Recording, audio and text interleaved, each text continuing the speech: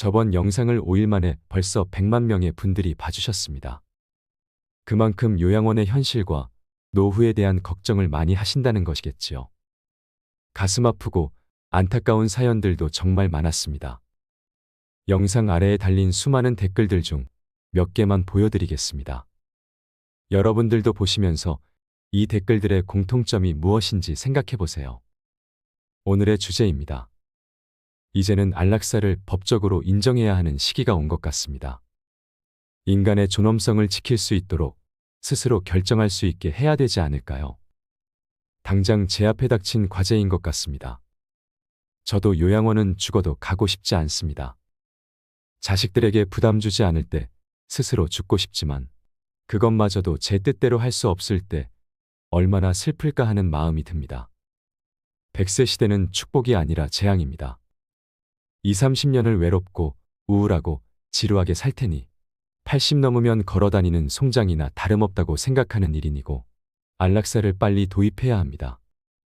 삶의 마지막에 다다랐을 때 어르신들은 가장 편한 곳인 집을 임종 장소로 선호한다고 합니다. 하지만 현실은 대부분 병원이나 요양시설인데요. 오늘 다룰 주제는 희망과 현실이 전혀 다른 삶의 마지막 순간에 대한 이야기입니다. 영상이 조금 길게 느껴지실 수 있지만 우리가 꼭 알고 있어야 하는 내용입니다. 분명 도움 되실 거라 생각합니다.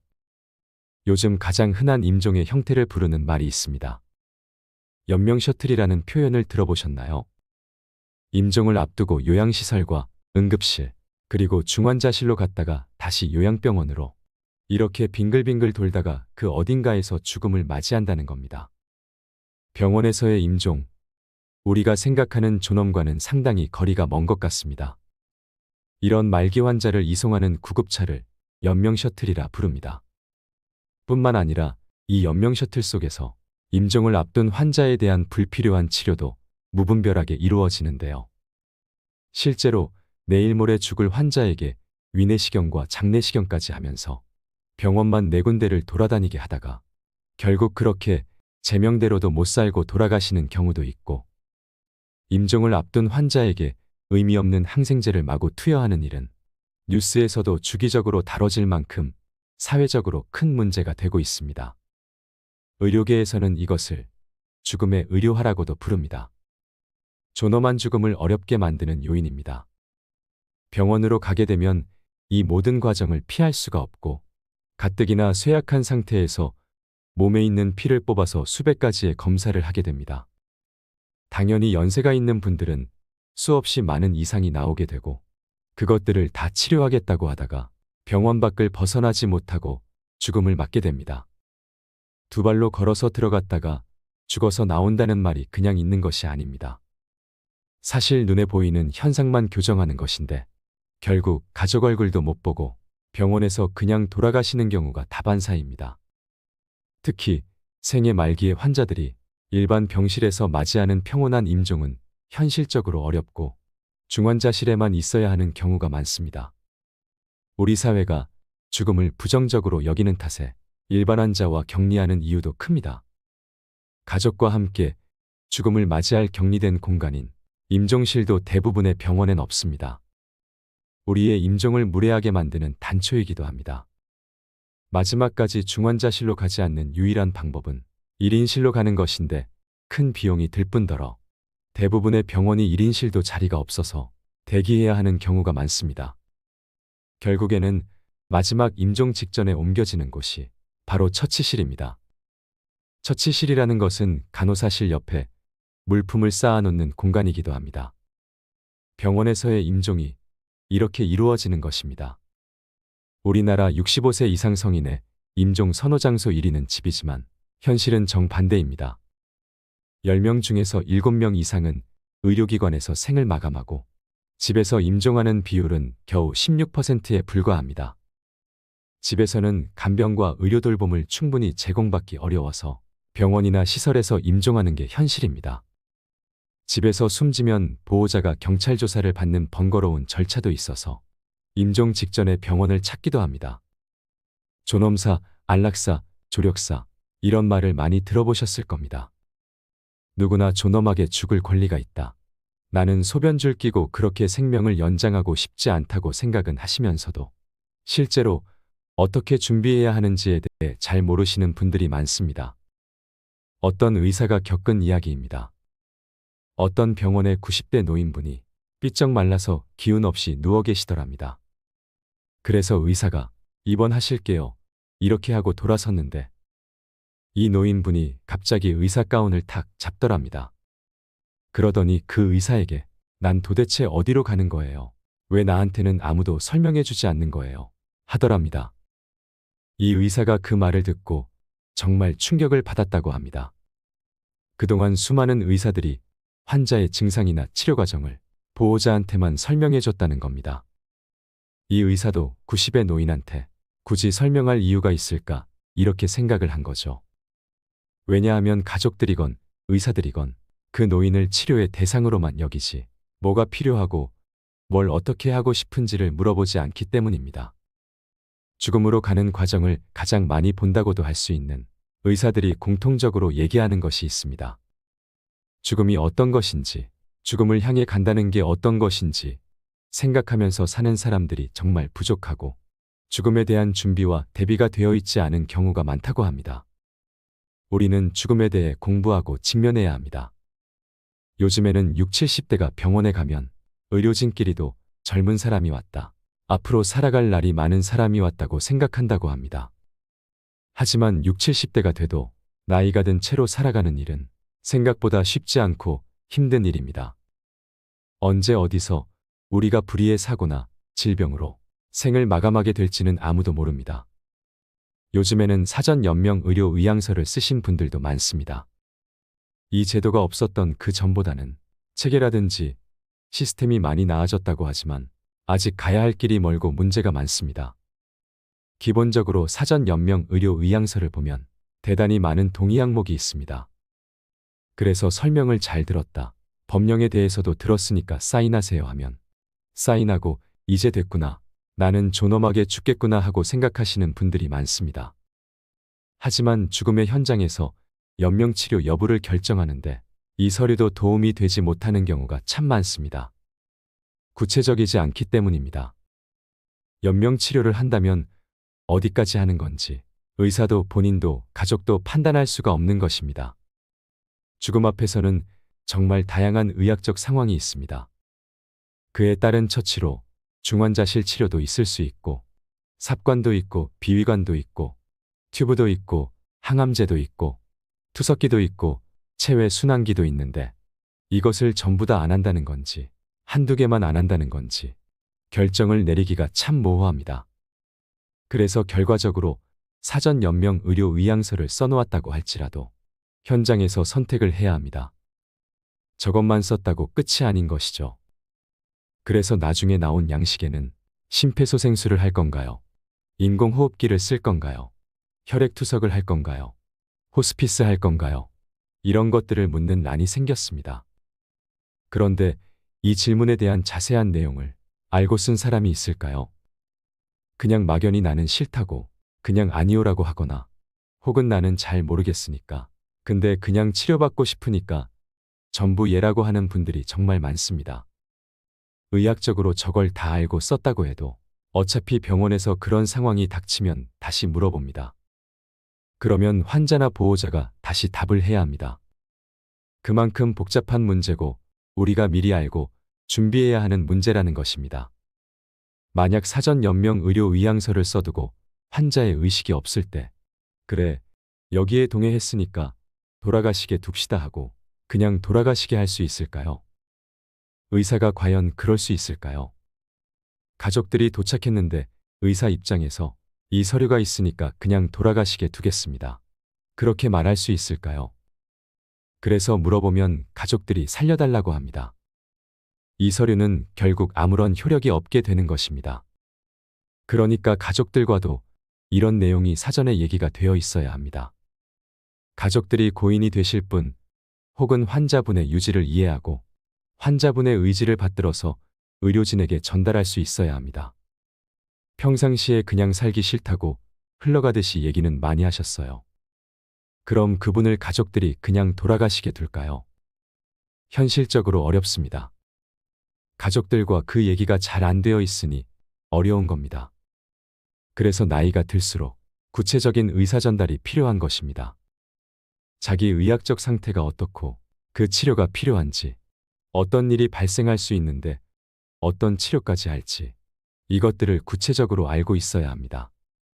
그래서 대화가 필요하다는 겁니다. 다음으로 치매에 대해 얘기해 보겠습니다. 치매는 우리가 가장 무서워하고 가장 두려워하는 질병입니다. 그 전에 내가 아니게 되고 치매가 오게 되면 가족들에게 돌봄을 일방적으로 받아야만 하는 그런 상태가 되는 것입니다. 나는 멀쩡하다, 병원에 안 간다, 나는 요양원에 안 간다 한다고 해도 일상생활을 위험하게 하는데 병원에 안 가게 놔둬도 괜찮을까요? 치매에 걸리면 결국에는 본인이 치매에 걸린지도 모르게 됩니다. 판단력을 상실하는 겁니다. 그래서 치매가 오기 전에, 치매가 오면 어떻게 치료받고 싶은지, 뭘 원하는지, 병원에 가고 싶은지, 이런 소통을 많이 해두어야 합니다. 어떤 의사들이 아프리카 마을에 가서 질문지로 치매를 가려내려고 하니 아프리카 사람들이 그를 모릅니다. 그래서 이 사람들이 치매인지 알 수가 없는 거예요. 그래서 만들어낸 방법이, 이전에는 현명해서 부족 사람들이 조언을 구하러 갔지만 이제는 아무도 도움을 구하러 가지 않는 노인이 누구입니까? 라고 물어보면 그 사람이 치매입니다. 내 주변인들에게 물어봐서 진단할 수 있는 병이 치매라는 것입니다. 노인들에게는 주변인들의 관심이 중요하고 돌봄과 보살핌에 관한 논의도 꼭 필요합니다. 그리고 병원 치료 자체도 문제인데요. 병원이란 공간이 그 자체만으로도 환자들에게 대단히 많은 고통을 줍니다. 우리나라 의료 시스템의 경우 치료라는 명목으로 거의 잡아다가 의사는 우리가 알아들을 수 없는 어려운 이야기를 하고 어려운 치료를 시킵니다. 실제로 스코틀랜드의 한 연구에서 한날 한시에 대학병원에 입원한 성인들을 1년 후에 다시 찾아봤다고 합니다. 그랬더니 30%는 이미 이 세상 사람이 아니었다는 겁니다. 물론 실험 과정에서 어느 정도의 오류들이 있겠지만 병원에 한 번 입원해서 그때 누워 있었다는 것만으로도 우리에게 위험인자로 작용한다는 것입니다. 또 다른 연구에서는 85세 이상 남성이 병원에 입원을 하면 12개월 내에 절반 이상이 사망한다는 통계도 있습니다. 물론 어딘가가 안 좋았으니까 입원했겠지만 병원을 이용하는 자체로도 문제가 될 수 있다는 것을 알려주는 통계입니다. 그래서 우리가 아프면 무조건 병원 치료를 해야 된다라고 하지만 병원 치료 자체도 절대 선이 아니고 오히려 생존율을 낮추는 그런 결과를 가져올 수 있다는 것을 알아야 합니다. 노인의학의 선고자인 메리티네티 교수는 노인 건강을 평가하는 가장 중요한 5가지를 제시했습니다. 첫 번째는 정신작용 마인드입니다. 치매, 선망, 우울증으로 나눌 수 있는데요. 당연히 정신이 멀쩡해야 독립적인 사고가 가능하고 삶 자체가 재미있고 의미 있을 것입니다. 두 번째는 이동성입니다. 걸어 다닐 수 있느냐, 그냥 누워 있느냐는 천지 차이겠죠. 스스로 화장실을 갈 수 없는 순간 인간의 존엄성은 무너진다라는 말도 있듯이 우리가 제 발로 설 수 있다는 것은 참 중요합니다. 기초 체력과 지구력을 체크하는 것이 중요합니다. 세 번째는 약입니다. 약이 개선 치료제인지 진정제인지 구분하고 노인이 현재 먹고 있는 약물 중 과다 복용하고 있거나 남용해서 해가 될 만한 약이 있는지 파악해야 합니다. 네 번째는 다중복합성입니다. 누군가는 신부전이 있고 누군가는 투석을 하듯이 환자 개개인의 치료 경력이 중요합니다.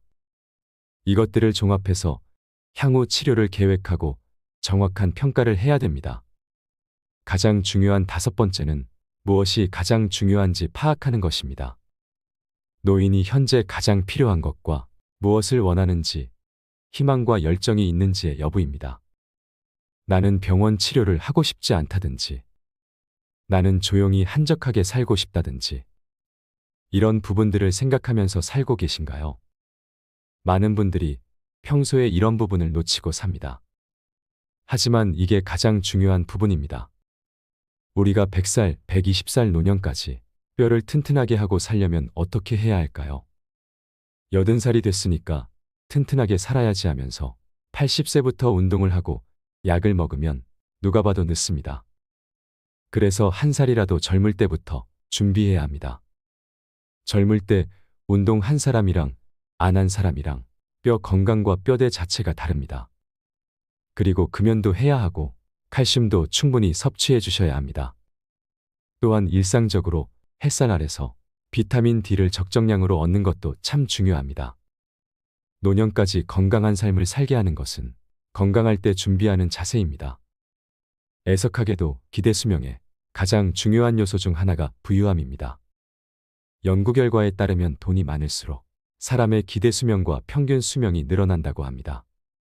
그래서 경제적인 안정도 수명에 영향을 미친다고 말씀드릴 수 있겠습니다. 사람들의 보편적인 기대 심리는 20대에 적당히 행복하고 중년에 더 행복해지다가 나이가 들수록 마음이 순해지면서 행복을 더 느끼려는 그런 경향이 나타난다고 합니다.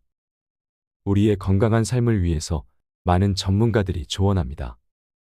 하루하루를 있는 그대로 받아들이고 걱정을 멈추고 미래 계획을 잘 세우고 유언을 쓰고 책상을 정리하고 도움을 기꺼이 받으며 할 수 없는 일을 기꺼이 인정하고 맡겨라라고 말이죠.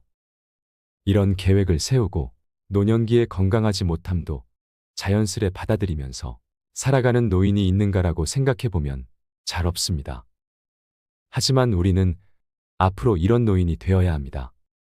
그리고 의사들의 말을 너무 맹신하지 마세요. 현재 의료계에 종사하고 있는 양심의사들이 당부합니다. 의사들은 습관적으로 약을 처방하면서 혹독한 식단 관리를 요청하고 건강하지 않은 행위를 질색하는 그런 경향이 있습니다. 아니 96세신데 아직도 술 드신다고요? 아직도 담배를 피우신다고요? 이렇게 얘기를 하는 경우가 많습니다. 그런데 연세가 많은 노인분들은 담배나 술로 얻을 수 있는 해로움보다 그것들이 주는 행복감이 더더욱 클 수가 있습니다. 이것이 오히려 면역력을 높여준다고도 합니다. 반대로 암이나 심장병 같은 진단은 환자에게 공포감을 유발하여 우울감과 무기력증을 불러일으키고 면역력을 저하시킨다고 하지요. 의사의 말이 우리를 병들게 할 수도 있고 죽일 수도 있는 것입니다. 현명한 의사라면 환자에게 할 말을 신중하게 결정해야 한다고 생각합니다. 그래서 양심의사들은 노인들이 무리하게 생활 습관을 바꾸거나 건강을 위한 행위를 강요받을 필요가 있을까 의문을 제기합니다. 앞서 말씀드린 것처럼 병원 치료에서 의사의 말을 따르는 게 절대 선이라고 보기는 어렵습니다. 122세까지 살아서 기네스에 오른 프랑스의 잔 칼망 할머니가 남긴 유명한 이야기가 있습니다. 젊은 기자가 그 칼망 할머니의 생일날 와서 물어봤답니다. 내년 이맘때에 다시 할머니를 인터뷰할 수 있을까요? 라고 말이죠. 그랬더니 잔 칼만 할머니가 이렇게 답했습니다. 안 될 이유를 모르겠네요. 자신의 수명과 삶에는 전혀 어떤 반론의 여지가 없다는 것입니다. 우리는 죽음에 대해 충분히 이야기해야 합니다. 사전 연명 의료 의향서도 그렇고 치매도 그렇고 낙상도 그렇고 병원 치료를 받는 것도 그렇고 우리가 이야기해야 하는 문제가 한두 가지가 아닙니다. 어떻게 죽을 것인지 협의가 안 되어 있어서 노인들은 무조건적으로 치료받고 돌봄 받다가 일방적으로 죽어갑니다. 그러니 이제부터라도 나이듦에 대해 공부하고 최대한 건강하게 살기 위한 방안을 생각하며 죽음도 준비되어 있어야 합니다. 그런 것들이 현 시대를 살아가는 사람들에게 대단히 중요한 문제라고 생각합니다. 더불어 병원과 의료계의 각성도 필요합니다. 환자를 세심하게 돌보고 환자가 무엇을 중요하게 여기는지 이해한 뒤에 대처와 치료를 하는 변화가 필요합니다. 노년 환자는 지속적으로 늘고 있습니다. 예를 하나 들어보겠습니다. 고관절의 골절 이후 1년 이내에 노인의 20%가 사망합니다. 한 번 골절이 되면 1년 이상 침대에 누워 있어야 되는데 이 생활이 심폐기능도 약화시키고 염증과 욕창 같은 의학적인 문제도 만듭니다. 낙상으로 골절이 생기면 그 순간부터 사망률이 매년 12%가 증가한다고 하죠. 그런데 낙상의 원인은 한두 가지가 아닙니다. 낙상을 일으키는 원인으로 치매약을 복용하면 이 약으로 인해 어지럽고 현기증이 나서 넘어질 수 있습니다. 신부전이 있으면 신부전 치료제로 인해 혈당 변화가 발생하고 어지러움을 일으켜서 넘어질 수도 있습니다. 그리고 백내장으로 눈이 안 보이면 또 넘어질 수도 있고, 당뇨가 와서 신경이 손상되면 손발이 저리고 기운이 안 들어가서 넘어집니다. 갑자기 저혈압으로 머리가 띵해져서 넘어지기도 합니다. 이렇게만 봐도 노인들의 낙상사고의 원인이 너무 많습니다. 그리고 이것들이 복합적으로 작용할 수도 있습니다. 하지만 의사들은 환자들에게 조심하셨어야죠. 왜 조심을 안 하셨어요? 낙상은 위험한데, 이런 말만 합니다. 치료하는 시스템만 많이 갖춰져 있는 것입니다. 이게 가장 큰 문제입니다. 그러고는 자전거 타지 마라. 빙판 생기면 걷지 마라. 위험한 행동을 하지 마라. 이런 교과서적인 말만 거듭합니다. 낙상하는 순간 병원비로 1,000만 원 이상 나온다는 통계가 있습니다. 그런데 낙상할까봐 밖에도 못 나가면 오히려 더 위험할 수 있습니다. 신체 기능이 떨어지고 우울감을 가중시킬 수도 있지요. 이 종합적인 것들을 잘 고려해서 낙상의 대책을 세워야 하는 것입니다. 사람들을 더 건강하게 오래 살게 하기 위해서는 의료계의 패러다임이 변해야 합니다. 또 우리가 너무 많은 약을 복용하는 문제에 대해서도 얘기하고 싶습니다. 약을 너무 많이 먹어서 이 정도 먹으면 배부르겠다, 이런 생각이 들 때가 있지 않으신가요? 실제로 70대, 80대가 되면 약을 10종 이상 먹는 건 그냥 일도 아닙니다. 우리나라가 의료보험 제도가 잘 되어 있는 편이라서 의사들이 약 처방에 대한 경제적인 부담이 거의 없습니다. 그러니 신경과 가면 신경과 약을 주고, 정형외과 가면 정형외과 약을 주고, 내과에 가면 내과 약을 주고, 약들의 상호작용은 서로 고려하지 않고 처방되는 경우도 많고, 그렇게 의사가 주는 대로 족족 약을 많이 먹는 경우가 생깁니다. 그렇다면 이것이 과연 옳은 치료일까요? 제가 한 일화를 얘기해 드리겠습니다. 단지 무릎이 아파서 87세 할머니가 병원에 갔습니다. 이 할머니는 대단히 건강한 할머니였습니다. 그런데 무릎 통증으로 처방받은 진통제를 계속 먹으니까 혈압이 높아집니다. 그러면 의사는 혈압이 높아졌네 하면서 혈압약인 암로디핀을 처방합니다. 그런데 암로디핀의 부작용으로 발목이 부었습니다. 병원에 가니까 발목이 부었네 하면서 의사는 이뇨제인 프로세마이드를 처방합니다. 그런데 이 약을 먹으니 이뇨작용으로 인해서 요실금이 생깁니다. 그럼 이제 요실금이 왔다고 다시 요실금 치료제인 항콜린제를 처방합니다. 이제 항콜린제의 부작용으로 안구 건조가 옵니다. 그럼 이제 의사는 인공 눈물을 처방합니다. 이렇게 처방받은 약이 벌써 5개가 된 것입니다. 현대 의료 현장에서 이런 경우가 대단히 흔합니다. 약을 뺄 생각을 안 하고 그것을 더 많은 약으로 치료하려는 의사의 관성이 있기 때문입니다. 일단은 먹는 약을 다 모아서 대학병원이나 큰 종합병원으로 가세요. 그리고 전문적인 의사에게 조언을 얻어서 정말 필요한 약만 드시는 것이 좋습니다. 노년기일수록 약을 더 줄여야 합니다. 지금은 유일하게 더 많은 사람이 아주 오래 살게 되는 시대입니다. 이런 시대를 지금까지 현생 인류가 한 번도 겪어보지 못했습니다. 일단 노인이 될수록 의학적으로 모든 병의 확률이 높아집니다. 시시때때로 찾아오는 병을 안고 우리는 더 오래 살아가야 합니다. 의료계에서는 평균 수명보다 건강 기대 수명이 더 중요하다는 이야기를 많이 하고 있습니다. 우리가 얼마나 건강하게 독립적으로 살아갈 수 있는지 초점을 맞추어야 한다고 말이죠. 앓으면서 누워서 누군가에게 보살핌을 받는 기간이 길어질수록 환자나 보호자 모두에게 큰 고통이 될 수 있습니다.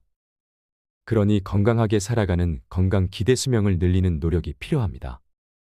우리나라가 1934년의 평균 수명이 몇 살이었는지 아시나요? 40대 초반이었습니다. 100년도 안 되는 기간 동안 새로운 패러다임이 생긴 것입니다. 정말 긴 시간을 앓으면서 살아가는 노인분들이 많습니다. 만약 70대의 빙판에서 넘어져서 손목을 삐게 되면 재활도 오래 걸리고 평생 손목이 뻐근합니다. 그럼 신체 기능이 저하됩니다. 그러다가 또 낙상을 하면 이제는 못 걷고 못 움직이게 됩니다. 그렇게 뇌출혈이 옵니다. 그러면 말을 더듬고 기억을 잃고 근육이 약해지죠. 그러다가 관절이 약해져서 자리에서 일어나기도 힘들고 보행기를 타고 다닙니다. 그 후에 신부전이 오면 걷지도 못하고, 치매가 오면 돌봄을 받으면서 기억을 잃어버리고, 어린아이로 회귀한 것 같은 양상을 보이다가 죽어갑니다. 그러니까 건강하지 않은 인생의 시기가 대단히 길어진 것입니다. 우리 자신뿐만 아니라 우리가 사랑하는 사람들이 겪을 수 있는 일입니다. 이걸 우리가 대처해 나가야 합니다. 건강과 죽음에 대해 이야기해야 합니다. 사실 우리나라에서 노인의 이미지가 상당히 부정적입니다. 우리가 언론만 봐도 알 수 있지요. 고령화가 가파르게 진행되면서 이 부담을 누가 어떻게 책임질 것인가? 노인 인구에 시한폭탄이 온다. 이런 식의 말들을 아무렇지 않게 하는 시대입니다. 그래서 기본적으로 비경제 인구라는 말로 노인을 표현하는데, 이런 생각과 표현들이 노인은 아무것도 할 수 있는 게 없다, 누워만 있다, 우리가 기본적으로 돌보기만 해야 된다는 전제가 깔려 있습니다. 학교에서 공부하는 학생들에게도 노인이 많은 고령화 시대를 어떻게 대처할 것인가에 대해 가르칩니다. 노인들이 아직 팔다리가 멀쩡하고 의식도 멀쩡하고 사회적 지위가 있고 그 다음 기여할 수 있는 방안이 있는데, 그걸 모색하기보다는 그냥 대처만 한다는 것입니다. 그렇게 세대 간 의사소통에 문제가 발생합니다. 우리는 삶을 살아가는 데 있어서 죽을 때만 존엄하길 원하는 것이 아니라, 노인도 충분히 아름답고 그 자체로 존엄하다는 것을 보여줘야 합니다. 배우고 익히고 누리세요. 무엇이든 도전하고 이루세요. 아무리 변해가는 시대에도 누구나 늙는다는 사실은 변하지 않습니다. 우리 모두가 더 나은 세상을 만들어가기 위해 화합해야 합니다. 병에 물을 담으면 물병이 되고, 꽃을 담으면 꽃병, 꿀을 담으면 꿀병이 됩니다. 통에 물을 담으면 물통이 되고, 똥을 담으면 똥통, 쓰레기를 담으면 쓰레기통이 됩니다. 그릇에 밥을 담으면 밥그릇이 되고, 국을 담으면 국그릇, 김치를 담으면 김치 그릇이 됩니다.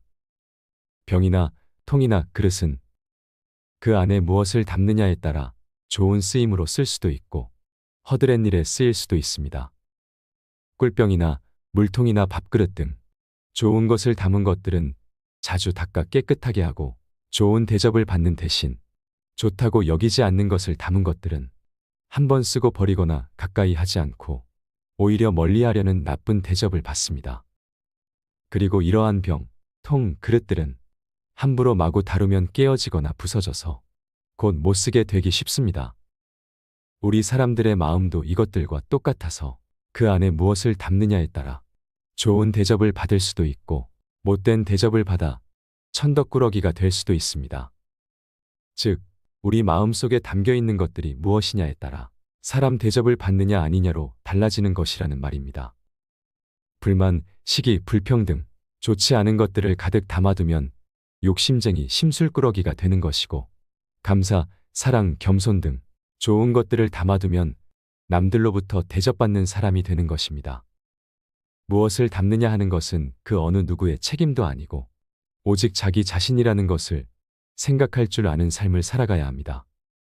이 세상의 모든 이들이 이런 마음으로 살아간다면 세상은 조금 더 아름다워질 것입니다. 저는 요즘 이런 생각을 합니다. 삶과 죽음 앞에서 해탈하며 살아갈 수 있다면 얼마나 좋을까요? 오늘은 서산대사가 입적하기 직전 읊은 해탈시를 들으며 마무리하고 싶습니다. 근심 걱정 없는 사람 누구인가? 출세하기 싫은 사람 누구인가? 시기 질투 없는 사람 누구인가? 흉이나 허물 없는 사람이 어디 있겠소? 가난하다 서러워 말고, 장애를 가졌다 기죽지 말고, 못 배웠다 주눅들지 마시게. 세상살이 다 거기서 거기외다. 가진 것 많다고 유세 떨지 말고, 건강하다고 큰 소리 치지 말고, 명예를 얻었다고 목에 힘주지 마시게. 세상에 영원한 것은 없더이다. 잠시 잠깐 다니러 온 이 세상에서 있고 없음을 편가르지 말고 얼기설기 어우러져 살다 가세. 다 바람 같은 거라오. 뭘 그렇게 고민하오. 만남의 기쁨이건 이별의 슬픔이건 다 한순간이요. 사랑이 아무리 깊어도 산들 바람이고 오해가 아무리 커도 비바람이라오. 외로움이 아무리 지독해도 눈보라일 뿐이요. 폭풍이 아무리 세도 지난 뒤엔 고요하듯 아무리 지극한 사연도 지난 뒤엔 쓸쓸한 바람만 맴돈다오. 다 바람이라오. 버릴 것은 버려야지. 내 것이 아닌 것을 가지고 있으면 무엇하리요. 줄 게 있으면 줘야지. 가지고 있으면 뭐하오. 내 것도 아닌데 삶도 내 것이라고 하지 마소. 잠시 머물다 가는 것일 뿐인데 묶어둔다고 그냥 있겠소. 흐르는 세월 붙잡는다고 아니 가겠소. 그저 부질없는 욕심일 뿐. 삶에 억눌려 허리 한 번 못 피고 인생 계급장 이마에 붙이고 뭐 그리 잘났다고 남의 것을 탐내시오. 훤한 대낮이 있으면 까만 밤하늘도 있지 않소. 낮과 밤이 바뀐다고 뭐 다른 게 있소. 살다 보면 기쁜 일도 슬픈 일도 다 있는 것. 잠시 연기하는 것일 뿐. 슬픈 표정 짓는다 하여 뭐 달라지는 게 있소. 기쁜 표정 짓는다 하여 모든 게 기쁜 것만은 아니요. 나의 인생, 너의 인생 뭐 별거랍니까? 바람처럼 구름처럼 흐르고 불다 보면 멈추기도 하지 않소. 그렇게 사는 겁니다. 삶이란 한 조각 구름이 일어남이요. 죽음이란 한 조각 구름이 쓰러집니다. 구름은 본시 실체가 없는 것. 죽고 살고 오고 감이 모두 그와 같도다. 이상으로 인생 철학이었습니다. 철학이 있는 당신의 삶을 응원합니다.